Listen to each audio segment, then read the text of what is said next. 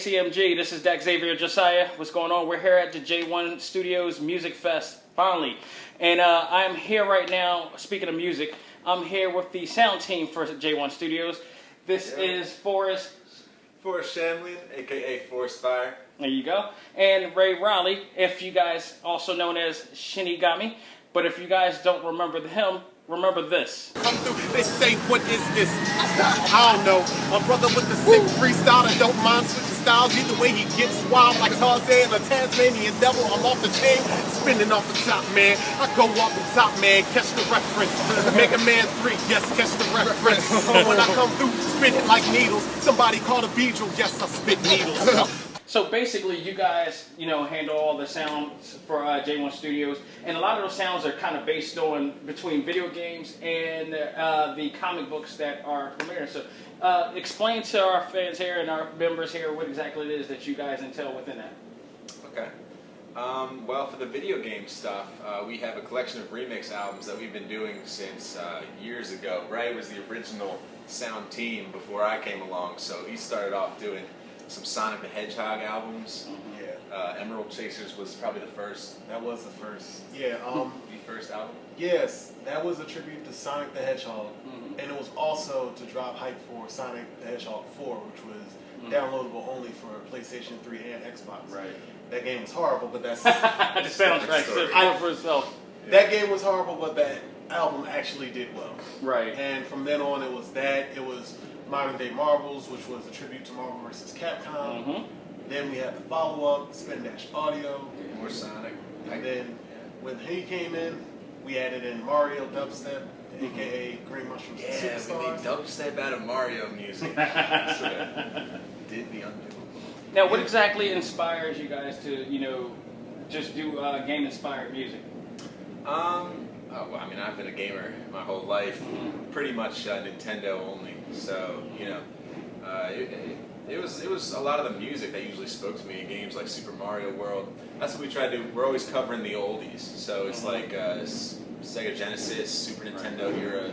It kind of is where the most memorable tunes is. I think now the problem with music with the games now is that it's so theatrical. It's so overly produced and stuff that you don't really. There was some sentimental value to the MIDI sounds of the 80s and stuff, and it's more iconic than it is now when you listen to a Last of Us, something like you kind of don't remember that music because it sounds like every other Hollywood type of sound. Exactly. But you get a Mega Man 2, and you get a Super Mario 3 or something like that. Yeah. You remember that shit for like ages. Exactly. And I understand it. I think that was pretty cool. So you guys were able to take it to another level, and from there, is there any other, type of genres that you guys think of doing as far as that, or? I mean, because J1 Studios also involved themselves in more than just entertainment, period. So, any other type of genres? Oh, aside from the video game remixes? Well, that's where it comes to our soundtracks for Jason's comic books. Yeah. And I mean, between Angel Savior, which is like this, sort of apocalyptic biblical tale, and he's got Super Bounty J1, which is like a futuristic, like girl action hero. Yeah, exactly, like a bounty hunter. It's cool stuff. So there's a lot of funny characters and like. Hey, let's rephrase that. A hot hit girl, actually. Hot hit girl. It's like. Hot hit girl. Yeah. Well, what the hell? It's like, how do you want to? If you want to get killed by anybody, why not her? Yeah, right. Yeah, because flying on a hoverboard. Exactly. Yeah, you can't complain about that. You can only complain when she calls the panditas on you. And then when you get locked up, that's something that's exclusive once you read the comic. J1Studios.com, but that's a different one. No, but you got to think about it.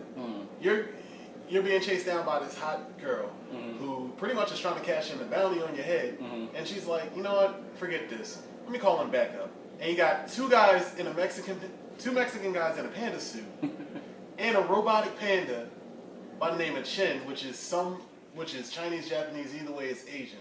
Not trying to offend anybody. And they take you down. Right. That's embarrassing. Yeah. Pretty silly stuff. Yeah.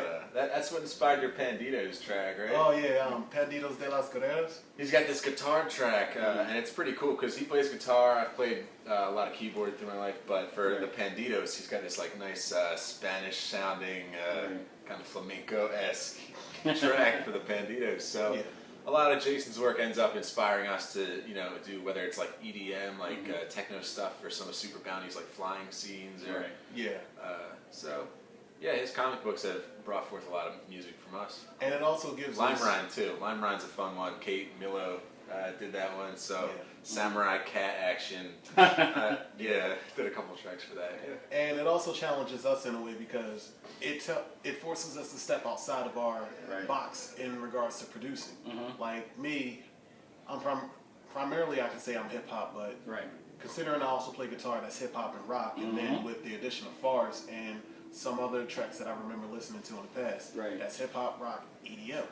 So that just so with everything that's being thrown at me, it's like, okay, I need to figure out what type fits here. And once I figure that out, it's like it's not going to be hip hop because not for nothing, but hip hop kind of limits you in a way. It sort of kind of if you're not within the element. Exactly. But you want to be diverse, you know, to your not only your audience but to the continuity. So you're going to have to venture out and all this stuff. So, you know, with that said, is that what is possibly the hardest type of, you know, challenge that you guys have had if you had to go into learning new instruments or new programs and stuff? About the first Step Out. Yeah, that was like the biggest challenge for me, that Green Mushrooms and Superstars album. Now, just for the record, they weren't taking green mushrooms while doing this. They actually called it green mushrooms. I don't know about him. He might have had Superstars himself. He might have had a couple green mushrooms. They both went through the DARE program. I just want to point that out before doing this album. Maybe. Awesome. Hey, I got the certificate somewhere. But, you know, the challenges that you guys have had, has there been any, or has it been just an easy ride? Or? It's never been an easy ride, I'll tell you that much. Green Mushrooms and Superstars had to be the most challenging thing I've partaken of recently because that was actually, and I'll be honest, that was actually my first time hearing dubstep. Yeah. And I was like, how do I do this? Yeah. How do I make this sound? How do I get everything in the right format? Yeah. And how do I put this into an album? And it worked. Yeah, it really worked. I mean, we've been pretty lucky to have like people join us in our efforts. The first one was Allie McGuire, who's actually downstairs doing a live sound right now. She kind of taught us about how to do, you know, certain tricks in music and make beats from scratch and get the levels right. Really cool person. So me and Ray would go over and show with her. And then DJ Cutman, once we got to know him real well, he was like, wow, you know, he actually heard our dubstep album. And Ray wasn't really feeling like it was, you know, like up to standard or whatever, but the people at Otakon loved it. DJ Cutman liked it so much, he was like, yo, I'll get on the next one with you guys. So we just put out Pipe Dreams pretty recently, and that's gotten a lot of good feedback. So. And for those who are new to the A.C.M.G family, DJ Cutman is also an extraordinarily good music producer. He, I recently over the summer did an interview with him about his newest and latest album, Meow Meow and Bow Wow, and that is a pretty freaking good album. And all Zelda inspired, all video game inspired. Is there anybody else that you guys are looking to work with now? Mega Ran. That's right. Didn't take that long.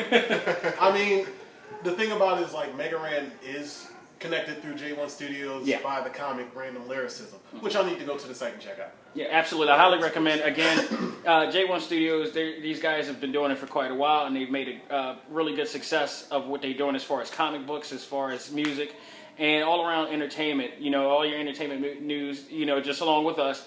And these guys are working their asses off to give you the very best in entertainment. Philly born. Yes. So. Well, guys, thank you so much. I do appreciate this. We all look forward to much more coming from J1 Studios. And by the way, last question, anything else that you guys are coming out with right now that we should expect? Well, I might actually be dropping a music video of my own pretty soon. Very cool. Stay tuned. Yeah, Force Fire. In other projects. What do you have coming up, Brent? I mean, as far as myself, I'm working with a Philly artist by the name of Trey Digger. He's a part of two up-and-coming groups in Philadelphia, Ghost Gang and Corfu. Corfu is actually going to perform tonight. Okay. Him and I are doing an album called Childhood Ambition, and it's going to be anime and video game inspired. Nice. And we've got some solid collaborations going on there. I'm also working on my first official instrumental album called The Man in the Mask. Case in point. Shit, I got me.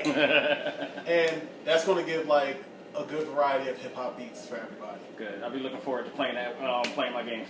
So, where can they find you both aside from J1 Studios? I'd say go straight to J1 Studios because honestly, that's where I've done most of my work, and you can download all of our albums free on the. I've downloaded pretty much everything, and yes, it's legit. There is no PayPal and none of that stuff. It's some free shit. It's some really good shit. I highly recommend it. Hit it. Awesome, yeah. So thank you guys so much. We appreciate it. We look forward to more coming. And we're about to head back to J1 Studios Music Fest, and we're out. This is Xavier Josiah with the J1 crew. Deuces.